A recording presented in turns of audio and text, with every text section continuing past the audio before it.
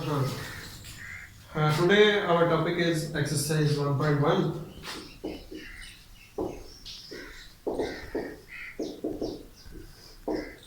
इसका इंट्रोडक्शन मैं आप लोगों को दे चुका हूँ, जिसमें आपने ऑर्डर ऑफ अ मैट्रिक्स के बारे में देखा।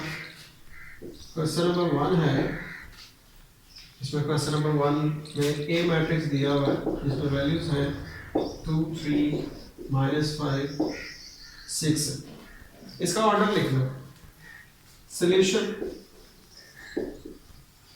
सबसे पहले जरूरी है कि आपको कोई भी क्वेश्चन शुरू करने के लिए उसकी प्रॉपर इंडेंटेशन, मतलब प्रॉपर आपने उसको प्रेजेंट कैसे करना है। कोई भी क्वेश्चन स्टार्ट करने से पहले आपने सॉल्यूशन जरूर लिखना। सॉल्यूशन लिखने के बाद हेडिंग आ रही है तो हेडिंग लिखनी है, हेडिंग नहीं आ रही तो हेडिंग नहीं लिखनी। जैसे अब इसका आपने ऑर्डर लिखना है, order of matrix A. Order of matrix है, डायरेक्ट आप नहीं लिख सकते। अब ऐसे मेंशन करेंगे कि हम ए मैट्रिक्स का ऑर्डर लिख रहे हैं, ए कॉलम ए का मर्तबा लिख रहे हैं। अब ऑर्डर आपको पता है रोज बाय कॉलम्स होती हैं, ठीक है। रोज बाय कॉलम मतलब कितारें और जो है वो कॉलम। रोज क्या है, कितनी है इसमें आपको मैंने बताया। जो हॉरिजॉन्टली लिखा हुआ होता है उसे रोज कहते हैं। इसमें ये R1 फर्स्ट रो, ये R2 सेकंड रो, ये वर्टिकली लिखा हुआ ये कॉलम 1 है और ये कॉलम 2 है, ठीक है। इसमें कितनी रोज हैं? 2 रोज हैं।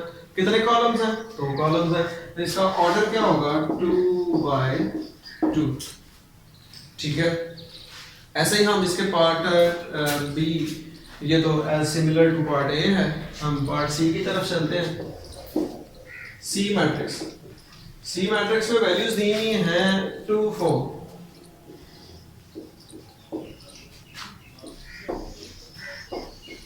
Solution, order of matrix C. Matrix C का ऑर्डर रोज बाय कॉलम, हमेशा रोज पहले ही लिखी जाएगी। मैं आपको बार बार बता रहा हूँ, रोज बाय कॉलम। अब इसमें रोज कितनी है? हॉरिजॉन्टली जो है वो कितनी दफा लिखा गया हुआ है, वर्टिकली कितनी दफा लिखा गया हुआ है? हॉरिजॉन्टली 1 दफा, 1 रो। वर्टिकली 2 दफा लिखा गया है। 1 रो है और 2 कॉलम्स हैं। 1 by 2, ठीक है। अब डी है,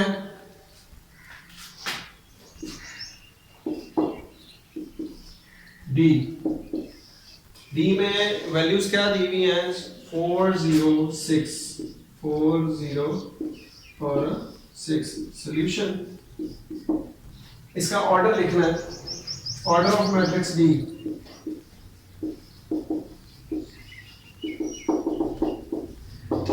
डी मैट्रिक्स का ऑर्डर रोज बाय कॉलम्स, ठीक है। अब इसमें रोज कितनी है?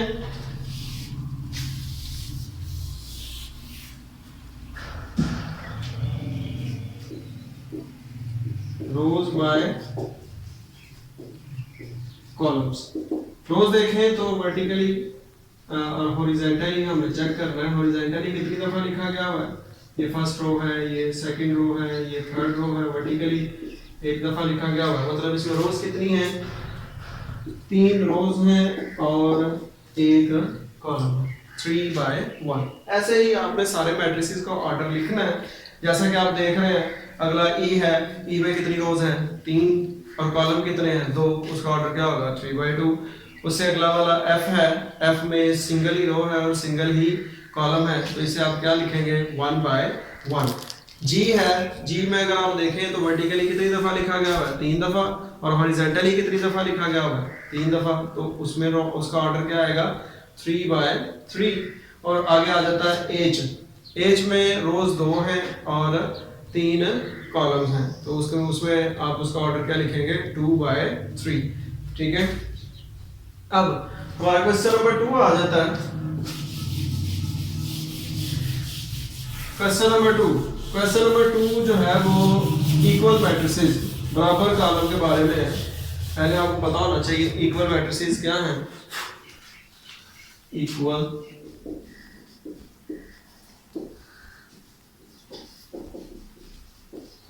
मैट्रिसेस, कोई से दो या दो से ज्यादा मैट्रिसेस कब इक्वल होते हैं। अब इसके लिए दो कंडीशंस हैं। पहली condition, corresponding values are same। corresponding values क्या होनी चाहिए, सेम होनी चाहिए। दूसरा, order of matrix A is equal to order of matrix B. मतलब दोनों जो आपके पास मैट्रिसेस दिए हुए हैं, अगर आप उनका चेक करना है कि वो इक्वल हैं या नहीं है, सबसे पहले आप चाहे उसकी कॉरस्पॉन्डिंग एंट्रीज देख लें, अगर आपको उसका नहीं देखना, बहरहाल ये दोनों कंडीशंस ट्रू होनी चाहिए। आप देखें ऑर्डर, दोनों का ऑर्डर इक्वल है, सेम है ऑर्डर, फिर आप फर्दर चलते हैं कॉरस्पॉन्डिंग एंट्रीज की तरफ। जैसे फॉर एग्जांपल इधर हमारे पास ए सेट दिया हुआ है, मैट्रिक्स दिया हुआ है 3, बी मैट्रिक्स दिया हुआ है, बी मैट्रिक्स दिया हुआ है 5 - 2। इधर में हमें ऑपरेशन आ गया, ये दो वर्टिकली वैल्यूज नहीं है, ऑपरेशन आ गया, ऑपरेशन सॉल्व हो सकता है। तो 5 - 2 क्या आता है 3। अब इसका ऑर्डर देखें, इसका ऑर्डर क्या है 1/1, इसका ऑर्डर भी क्या है 1/1। Values equal, sorry order equal, order equal के बाद हमें क्या देखना है, इसकी कॉरस्पॉन्डिंग एंट्रीज इक्वल है या नहीं। इधर 3 है, इधर क्या है 5 - 2, 5 - 2 इज इक्वल टू 3, ठीक है। कॉरस्पॉन्डिंग एंट्रीज भी क्या है इक्वल है, तो it's mean A is equal to क्या आ गया B आ गया, ठीक है। अब ये देखें, जैसा कि ये फॉर एग्जांपल C सेट है, C मैट्रिक्स है 1 2 3 और D है 1 2 3। वैल्यूज देखने में तो एक जैसी है, इधर भी 1 2 3 है, उधर भी 1 2 3 है, लेकिन क्या मसला क्या है इधर, अगर आप इसका ऑर्डर देखें, इसमें कितनी रोज हैं 3 रोज हैं, इसमें कॉलम कितने हैं 1 कॉलम, इसका ऑर्डर क्या आ गया 3/1 और डी वाले का ऑर्डर क्या आ गया 1/3, 1 रो है और 3 कॉलम है। इनका ऑर्डर इक्वल नहीं है, वैल्यूज इक्वल तो है लेकिन दूसरी कंडीशन ट्रू नहीं हो रही, तो इट्स मीन ये सी मैट्रिक्स जो है वो डी के इक्वल नहीं है, ठीक है। इसी तरह हम क्वेश्चंस की तरफ चलते हैं। क्वेश्चंस में अगर आप देखें तो बी वाला,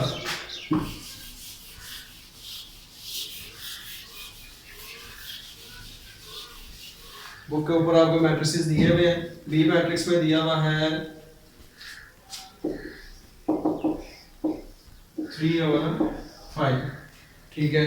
उसके बाद डी मैट्रिक्स में दिया हुआ है 5 और 3। इसके बाद आई मैट्रिक्स में दिया हुआ है 3 और 3+2।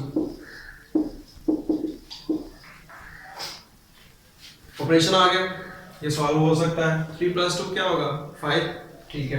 अगर इसका ऑर्डर देखें, इसका ऑर्डर क्या है 1/2, इसका ऑर्डर देखें, इसका ऑर्डर भी क्या है 1/2, इसका ऑर्डर देखें, इसका ऑर्डर भी क्या है 1/2। ऑर्डर सबका सेम है, मतलब ये इक्वल होने के चांसेस हैं। अब हम क्रॉसपॉन्डिंग एंट्रीज चेक करते हैं। इधर क्रॉसपॉन्डिंग एंट्री पहली क्या है 3, इधर 5 है, इट्स मीन ये दोनों इक्वल नहीं। इधर क्रॉसपॉन्डिंग एंट्री पहली 3 है, इधर क्रॉसपॉन्डिंग एंट्री पहली क्या है 3, ठीक है। सेकंड वाली चेक करते हैं। इधर क्रॉसपॉन्डिंग एंट्री पहली दूसरी 5 है और इधर 3+2 क्या होता है 5, it's mean B is equal to क्या है 5, ठीक है। ऐसे ही आपने देखते जाना है। नेक्स्ट देखेंगे आप ए वाला जो है वो किसके इक्वल है, ए वाला इक्वल है सी के, जी वाला किसके इक्वल है एफ के। ऐसे ही जो है वो ई एच और जे तीनों आपस में क्या है इक्वल है, ये आपके इक्वल मैट्रिसेस हो गए, ठीक है। अब हम चलते हैं क्वेश्चन नंबर 3 पे। क्वेश्चन नंबर 3 भी इक्वल मैट्रिसेस से रिलेट कर रहा है।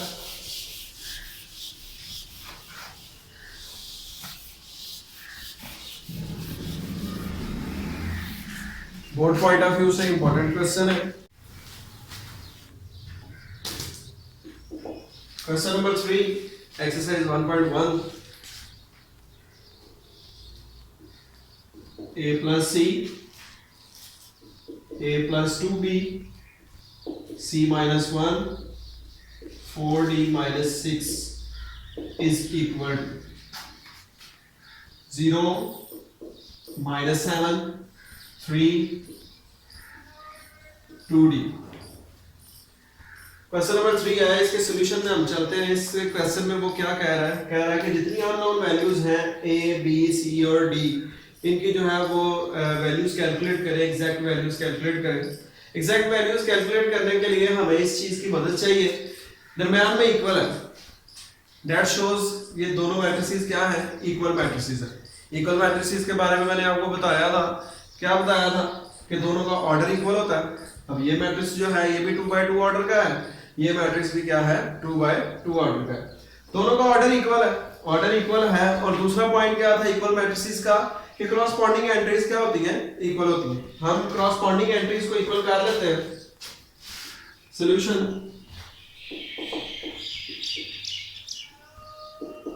a प्लस सी पहली एंट्री इज इक्वल टू, उस तरफ राइट हैंड साइड पे भी पहली एंट्री के equal a plus C is equal to 0। ऐसे ही सेकेंड एंट्री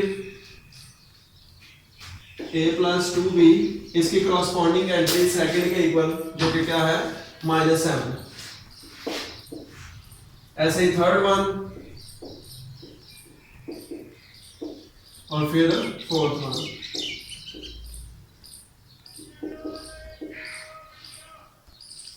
फोर इक्वेशंस बन गई हैं, हम इन इक्वेशंस को नाम दे देते हैं। ये इक्वेशन नंबर 1 है, ये इक्वेशन नंबर 2 है, ये इक्वेशन नंबर 3 है और ये इक्वेशन नंबर 4 है। ठीक है, अब हमेशा जो है वो सबसे पहले कौन सी इक्वेशन सॉल्व की जाती है ये डिसाइड करना हम पे होता है। सबसे पहले वो इक्वेशन सॉल्व की जाती है जिसके अंदर एक अननोन वेरिएबल हो। अगर इस इक्वेशन को आप देखते हैं, इसमें 2 अननोन हैं a और c, इसमें देखें इसमें भी 2 हैं a और b, तीसरी इक्वेशन में एक है c और चौथी इक्वेशन में एक है जो कि क्या है d। ठीक है, अब हमारी मर्जी है, पहले हम इक्वेशन नंबर 3 सॉल्व कर लें, चाहे हम इक्वेशन नंबर 4 सॉल्व कर लें। हम इक्वेशन नंबर 3 सॉल्व करते हैं फ्रॉम इक्वेशन 3। इक्वेशन नंबर 3 क्या है जी, c minus 1 is equal to 3। अब आपको पता है अर्लियर क्लासेस में आप पढ़ के आए हुए हैं कि अगर दरम्यान में इक्वल आ जाए तो हमें साइंस, जब एक साइड से दूसरी साइड में कोई वैल्यू लेके जानी है तो उसके साइंस जो है वो शफल हो जाते हैं। प्लस माइनस में चेंज हो जाता है, माइनस प्लस में चेंज हो जाता है, मल्टीप्लाई जो है वो इक्वल की दूसरी साइड पे जाके डिवाइडेड बाय में चेंज हो जाता है, और डिवाइडेड बाय जो है वो इज इक्वल के दूसरी साइड पे जाके मल्टीप्लाई में चेंज हो जाता है। ठीक है, अब ये -1 है, ऑब्वियसली इसके साथ -1 के साथ माइनस का साइन है, -1 उधर जाके क्या हो जाएगा +1। अब 3 + 1 क्या होता है 4। हमने c उस तरफ क्यों नहीं लेके गए, हमेशा ये याद रखना है कि जो भी अननोन वैल्यू या वेरिएबल या कांस्टेंट जो भी होगा उसको हमने एक साइड पे अकेला कर देना। ठीक है, अगर हमने इसे अकेला करना है, इसके साथ -1 है, इस वजह से हम उसे -1 को दूसरी तरफ लेके गए। अब इसके बाद हमने c की वैल्यू कैलकुलेट की है इक्वेशन नंबर 3 से। इक्वेशन नंबर 3 से c की वैल्यू कैलकुलेट की गई है। अब इसके अलावा c आपको किसी और इक्वेशन में नजर आ रहा है? हाँ, पहली इक्वेशन में क्या है a और c, और इसका मतलब है अगर इधर से हमने वैल्यू कैलकुलेट की है तो यहाँ पे ये पुट की जा सकती है। तो हम इसे पुट करते हैं, putting c is equal to 4 in equation 1। Equation 1 क्या है जी आपके पास, a plus c is equal to 0। c की जगह पे क्या आ रहा है 4, c की जगह 4 पुट कर देते हैं, a plus 4 is equal to 0। ये +4 उधर जाके -4 हो जाएगा, 0 - 4। 0 में से 4 माइनस करेंगे, डिफरेंट साइन है, ऑब्वियसली साइन बड़ी वाली वैल्यू का आएगा, ठीक है, तो 0 में से -4 करेंगे क्या आ जाएगा, -4 आ जाएगा। इसके बाद अब हमारे पास a की वैल्यू भी आ गई। a की वैल्यू कौन सी इक्वेशन में से आई, इक्वेशन नंबर 1 में से। अब हमें ये देखना है कि a की वैल्यू इक्वेशन नंबर 1 में से आई है, क्या इसके अलावा कहीं पे a लिखा हुआ है, इसके अलावा a लिखा हुआ है इक्वेशन नंबर 2 में। हम इक्वेशन नंबर 2 को यूज करते हैं। इक्वेशन नंबर 2 उसमें a की वैल्यू पुट कर देते हैं। Putting a is equal to -4 in equation 2। equation 2 क्या है, equation 2 है a plus 2b is equal to -7। हमारे पास a की वैल्यू है, a की वैल्यू क्या है, -4, a की जगह पे क्या आ जाएगा, -4। -4 plus 2b is equal to -7। अब ये 4 के साथ साइन कौन सा है, माइनस का, ऑब्वियसली दूसरी तरफ जाके क्या हो जाएगा, प्लस हो जाएगा। 2b is equal to -7 plus 4। -7 plus 4 different sign आ गए, तो आपको पता है जब भी डिफरेंट साइन आ जाए तो वैल्यूज जो है वो माइनस की जाती हैं और साइन हमेशा ग्रेटर वैल्यू का लगता है, बड़ी वाली वैल्यू का लगता है, और बड़ी वाली वैल्यू के साथ माइनस का साइन है। 7 में से 4 माइनस करेंगे तो 3 आ जाएगा, बड़ी वाली वैल्यू का साथ साइन आ गया। अब b अभी भी अकेला नहीं हुआ, b के साथ क्या रह गया, 2। अब 2 और b ये एक वैल्यू है, अगर हम इसे दूसरी पूरी वैल्यू उधर ले जाएंगे तो b फिर भी अकेला नहीं होगा। इसलिए हम देखते हैं कि ये दो वैल्यूज के दरमियान में कौन सा साइन है। ये दो वैल्यूज के दरमियान में जब भी कोई दो वैल्यूज के दरमियान में कोई साइन ना हो, इट्स मीन मल्टीप्लाई का साइन होता है। तो ये मल्टीप्लाई इधर 2 इधर मल्टीप्लाई हो रहा है, दूसरी तरफ जाकर क्या हो जाएगा, डिवाइड हो जाएगा। आपके पास ये क्या आ गया, -3/2। ये b की वैल्यू आ गई, ठीक है। अब हमने b की वैल्यू फाइंड की है इक्वेशन नंबर 2 से। अब देखते हैं क्या हमें और कहीं b नजर आ रहा है। इक्वेशन नंबर 1 में ac है, इक्वेशन नंबर 2 में ab है, 3 में c है और 4 में d है। मतलब जो है वो b इसके अलावा इक्वेशन 2 के अलावा किसी और इक्वेशन में नजर नहीं आ रहा।